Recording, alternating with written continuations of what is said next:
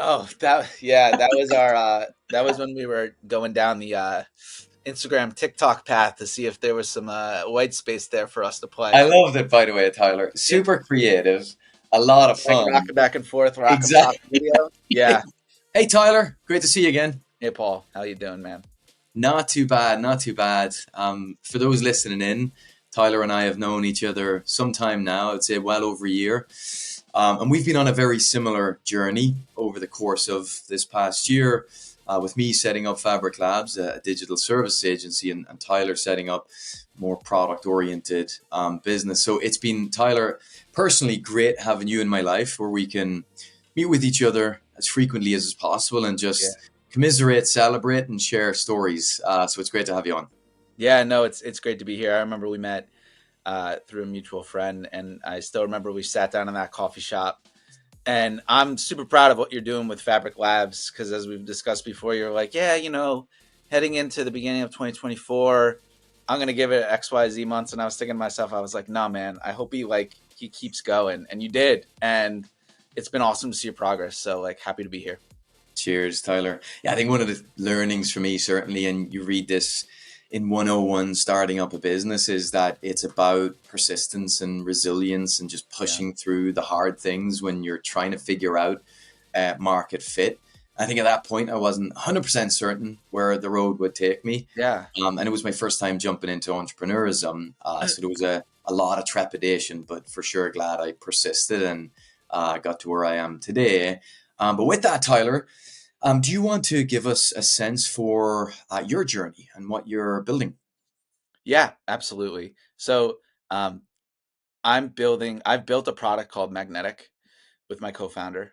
It is a digital experiences platform that services consumer brands and businesses to help them connect with their customer on a more deep level. So not talking about attracting them initially, but once you have them and you're engaged with them, create experiences that can create a deeper emotional connection that help you to stand out in this attention economy that we're in right now. We were mentioning earlier that we have like these super short attention spans, but that's because we're just constantly being shown things that's been fed to us via a bunch of algorithms that are figuring out what we like, right? And I think there is a desire to go back to basics to getting to know your customer again. Um, we've lost that in this digital landscape. It's really fascinating. There's a real dichotomy here where you walk into an Hermes store, right? And you walk into an Old Navy. And the experience for both of those things in person are very, very different, right?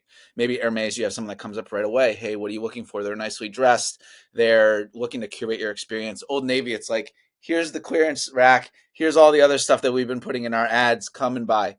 Um, you go to their websites, right? Completely different um, vibe. They're actually the same, very similar, but you're not getting that kind of curated, tailored experience that you would get in person.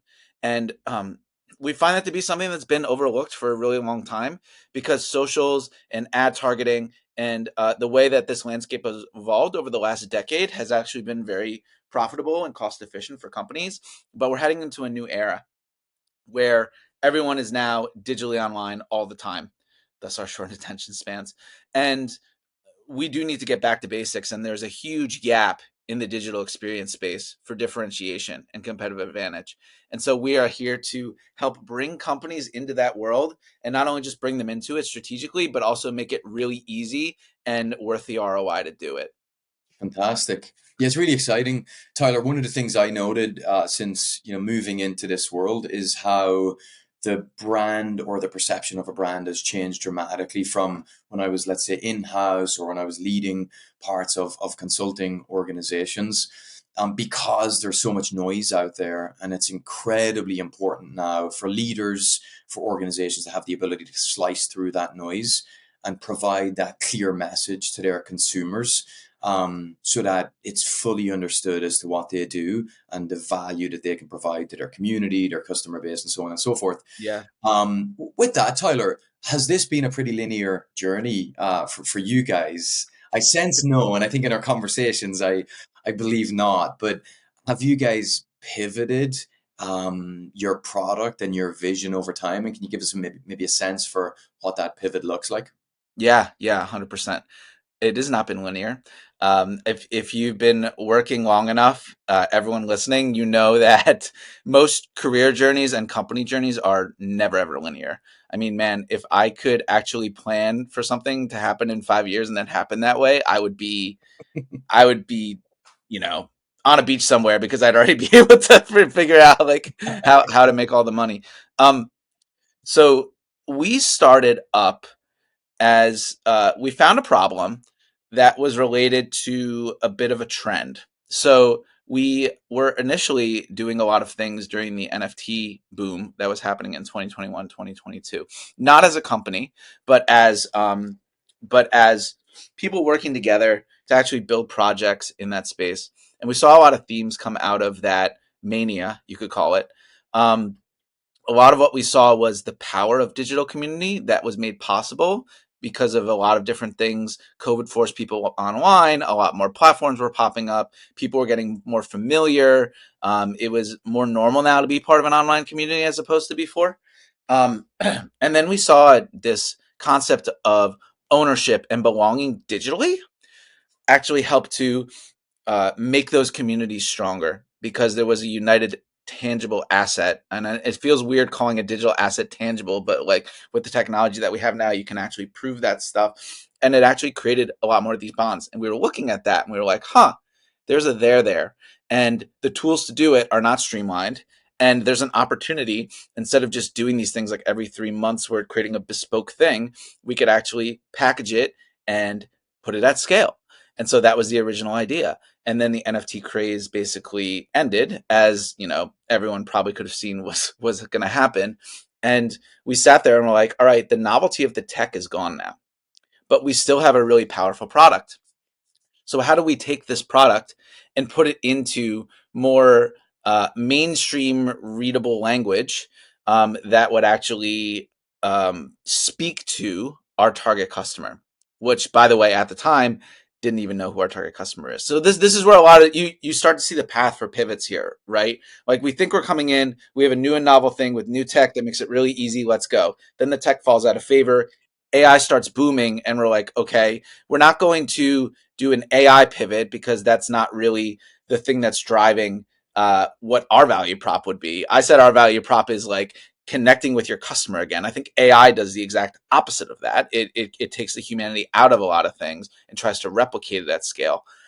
So we're like, we're not going to go down that path, but we do really need to hone in and start talking about the problems that people are facing right now that our platform can solve.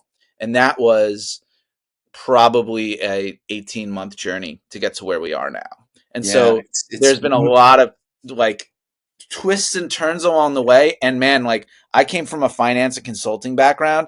I am now like living amongst the marketers, basically. I've had to chug from a fire hose. And it's been fascinating because there's a lot of trends in marketing that are happening very quickly that I feel the benefit of not being an insider to be able to have an outside in perspective, to not have bias as these changes are happening and be able to actually get ahead of it and be able to bring that message forward. Yeah, one of the things I noted actually in the time that we've been connected, Tyler, is the change in your message to the point where I feel like right now, and for sure over the last 6 months, give or take, as you've kind of navigated, these paths, you've focused far more on, the use case, the problem, the customer. I think when we first started speaking, there was, although you had a good sense for who the customer may be and what the problem was you were looking to solve for that customer, but there was a greater focus I felt on the platform and the tech back then. And I think that that's a typical journey that folks go on. And one of the things that I firmly believe is that a lot of companies are going to fail because they're leaning into tech innovation as their driver. And I think AI is at the center of a ton of that, right? So I love the fact that you guys have not simply said, well, NFTs are maybe not as shiny as they once were. Let's build an AI thing. And you've pulled back and said, well, actually, we just want to solve a really interesting problem for customers. Will AI help with that? Potentially, but we're not focusing on that entirely as a business model. And I think that that's going to be a significant challenge for a lot of companies going forward as they, again, kind of anchor on the tech as opposed to anchor on a core challenge that customers face. Yeah, you hit the nail on the head. And Looking back on my own journey, I've made so many mistakes, like you're raw to do when you're starting something from scratch. Um, you hit the nail on the head, though. I'll say it again because you come in as a first time founder, especially someone like me who came from kind of a technology space. You think that you can build your way to product market fit, and it's just not the way things work, especially not in the software industry. Um, you can create the greatest tool in the world that has a lot of perceived value, but if you're not able to communicate that value and tie it to a problem that someone's going to solve, they're just not going to spend money on it. There's always this analogy people use. It's like, are you building um, a vitamin or are you building like aspirin, right? Like, are you creating a nice to have, or are you creating something that's a need to have because something hurts? And I think we go into a lot of this kind of product build. Like my co-founder tells me all the time, she's like, hey, I know you really want this thing. I know it's super fun to build new pieces. I know it's super fun to think about like the art of the possible, but we need to get back to basics and we need to have this already powerful thing, and start populating it and showing people the vision that we have through our messaging, our use cases, our sales, right? Like okay, enough of the build. You have enough to start creating Right. ROI for customers out there. So now you have to earn the next feature, is kind of the way we think about it. Like, cool, Yeah. you want the next new feature? Go earn it. Go get revenue, go bring it in. And then with that money, and once you've locked that down and you have that machine running, then you have the permission to go and expand. Yeah, I think there's synergies there between what you're thinking and what we're doing as well, Tyler, in the Mm-hmm. sense that we build digital products for companies using AI and low code, Yeah. and that's really easy now. But one of the hardest things we have to do is tell clients that maybe this thing shouldn't be built. Yeah. Even though it's really easy to do So it, hard.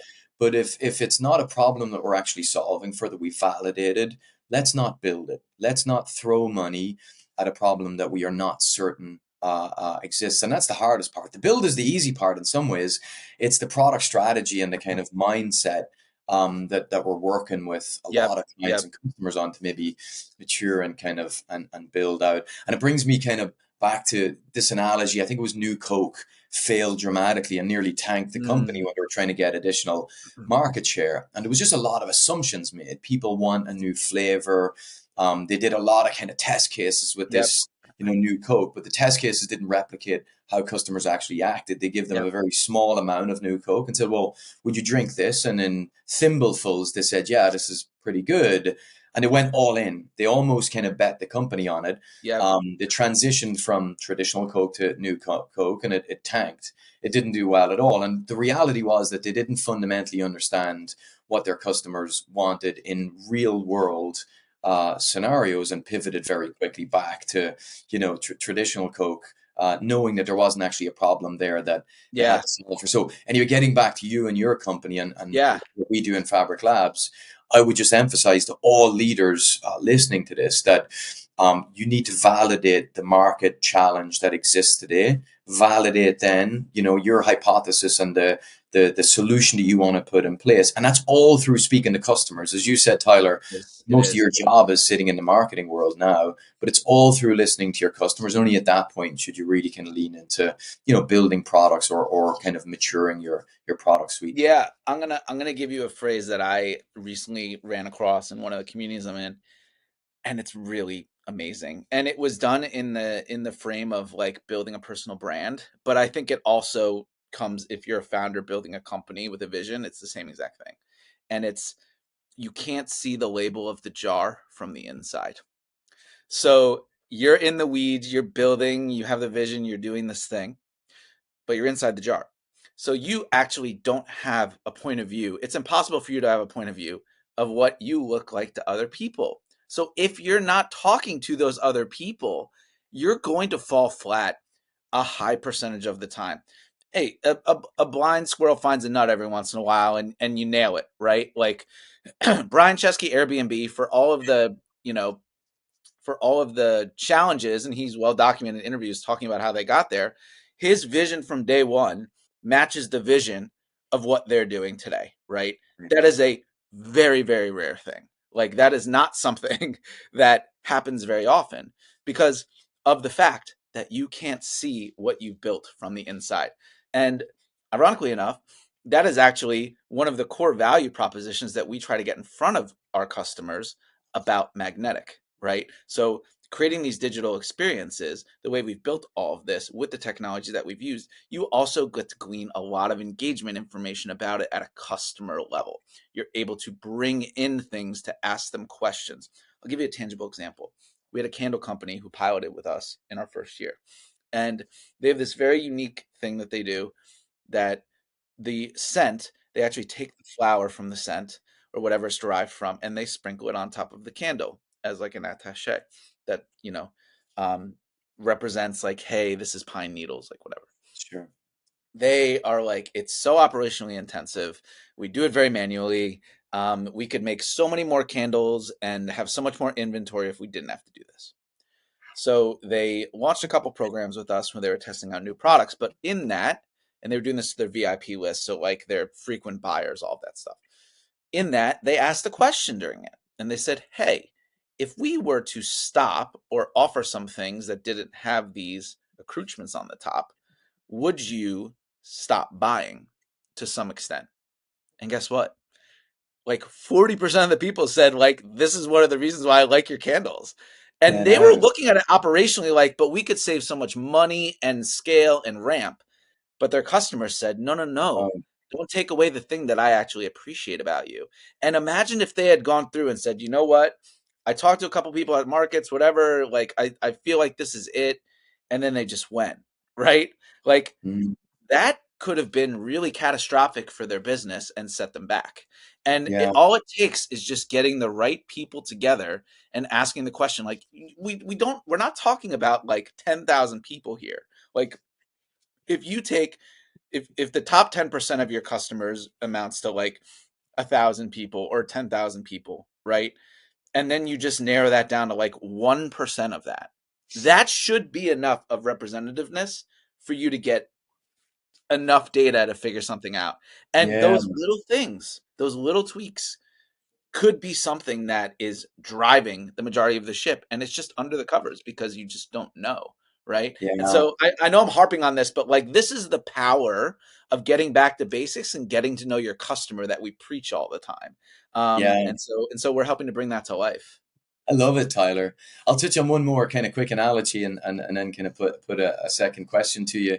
Um, with I think it's DoorDash, they've actually got a program from the very junior folks within the organization to the C-suite, whereby everyone within the organization needs to deliver at least 2 to 3 times per year so that they can actually meet their customers in person and move away Yeah. from the ivory tower to really Exactly. understand their driver's journey, their customer's journey, the pain points, and it's created this first of all culture where Yeah. customer feedback is at the center of everything, but created a lot of initiatives that help improve their organization. So anyway, I think we're aligned on that for sure, Oh Tyler. yeah. In We terms of are there's no getting getting us off that line. our customers involved in everything we do. But one thing, Tyler, I would like to put to you. So I think the future of branding seems to be changing quite Mhm. dramatically, especially against maybe what I saw, in industry 5, maybe 10 years ago. If you were speaking to leaders today, or you had a message for leaders today Yep. on this conversation, what are the one or two things that you would ensure that they focus on when it comes to building their brand, perhaps differently to how they've done it in the past? What's most Yeah. important and salient today?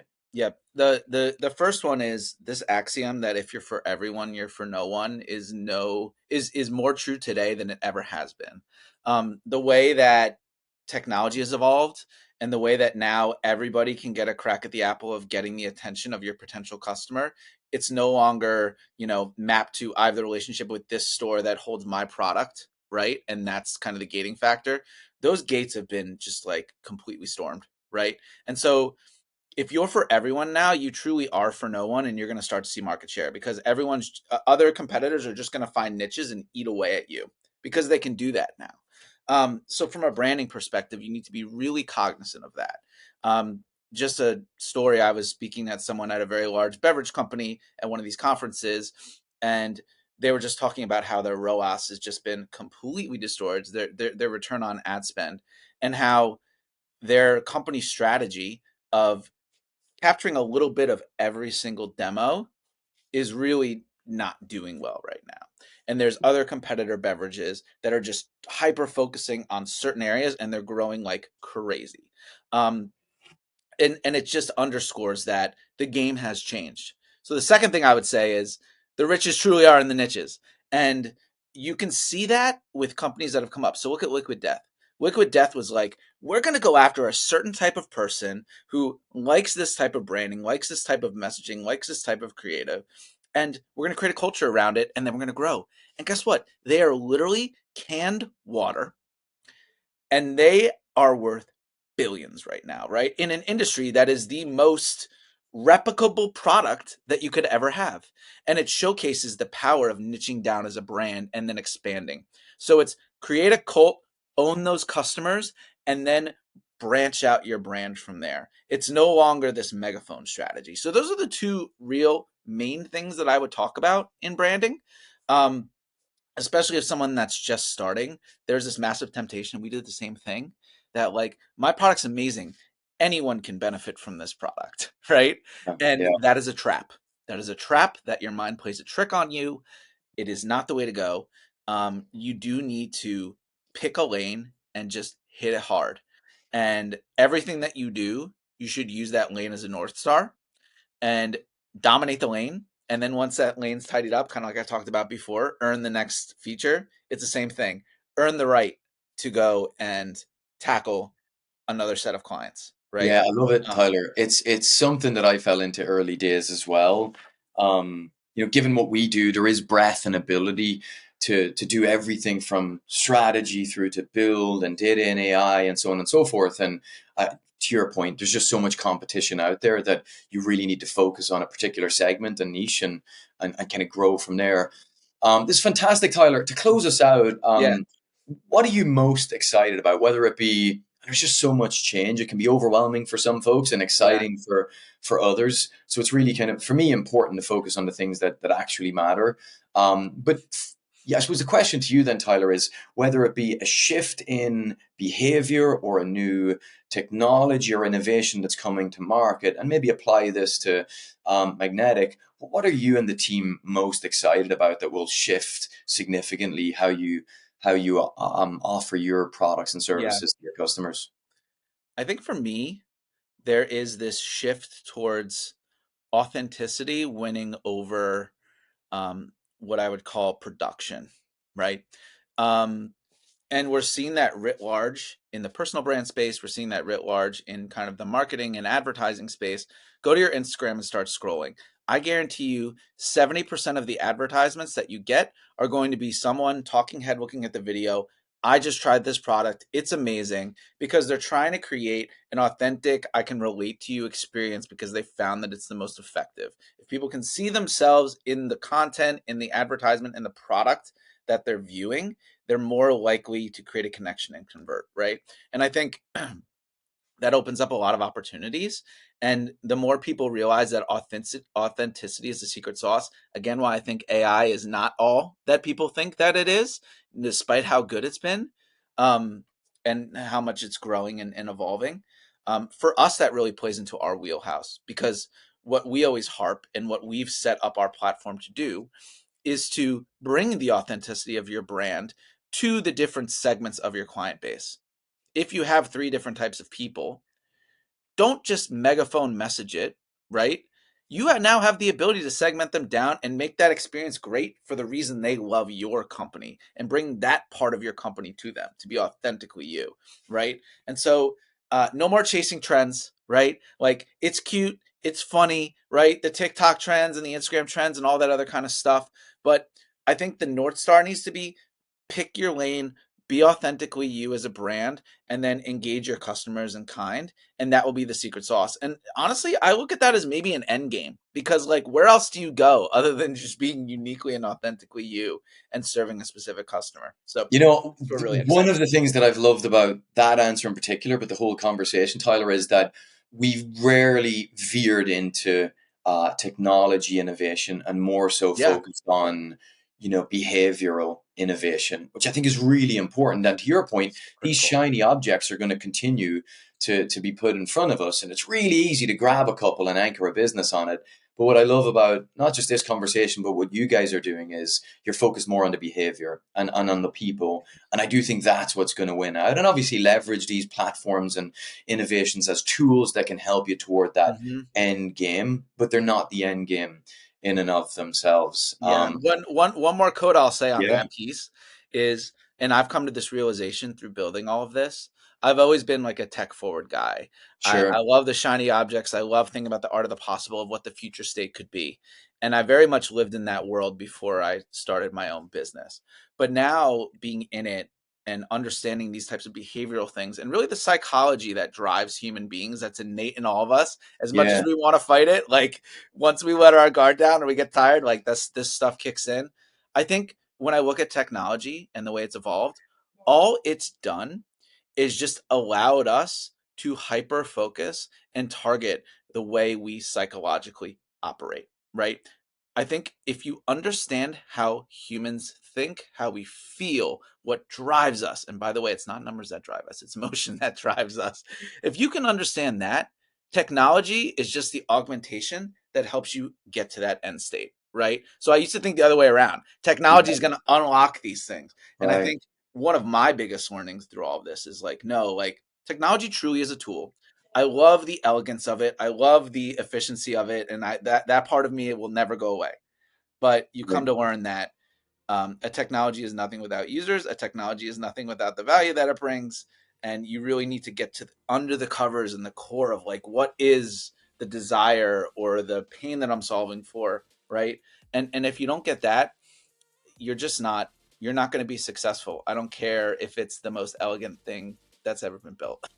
Yeah, no, fantastic closing point, Tyler, and fully aligned. I think the most important question I have for you in closing, Yeah. Tyler, is when we're going to see you on social media dancing in video game mode again. Oh, that was our that was when we were going down the Instagram TikTok path to see if there was some white space there for us to I play. loved it, by the way, Tyler. It Super creative, a lot of like fun. rocking back and forth, rocking Exactly. soccer video. Yeah.